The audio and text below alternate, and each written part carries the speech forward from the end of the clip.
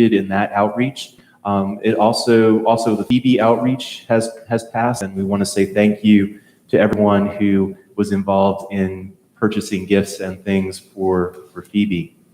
Tonight, we will be having youth fellowship at 6:30. We will gather around the topic of peace and different techniques that our teens can be using to bring more peace into their lives.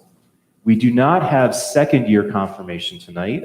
Because there were 5 Sundays in November, it can be a little bit confusing, so I just wanted to mention that specifically.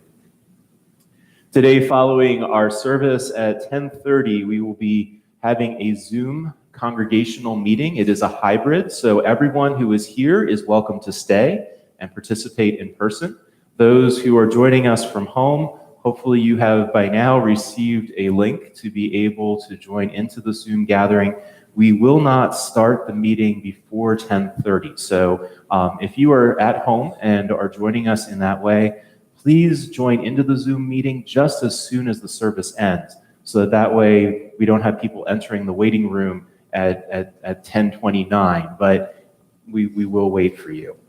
I also just want to mention or remind everyone that, of course, right now in the time that we are living, it is really important that we are following the guidelines around safety. So following the service, I'm going to ask folks to please not linger and mingle and talk in small groups like this. It's important that we are following those safety pieces. So after the service is over, I will trust that we can do that and make sure that we are keeping each other safe as possible. There are a few people that I want to mention who are particularly in need of prayer just now.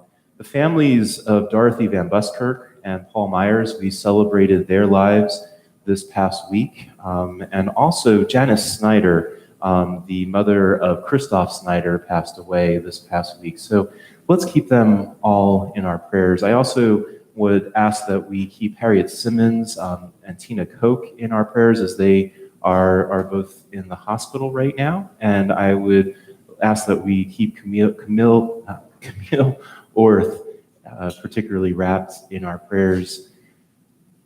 This is a time where we need to be really mindful of all those who are struggling that are in our lives, and I'm sure that there are many others, I know, but those are the ones that this week have kind of come into my sphere, and I just wanted to name them so that together we can be doing that. Are there other things that I have forgot?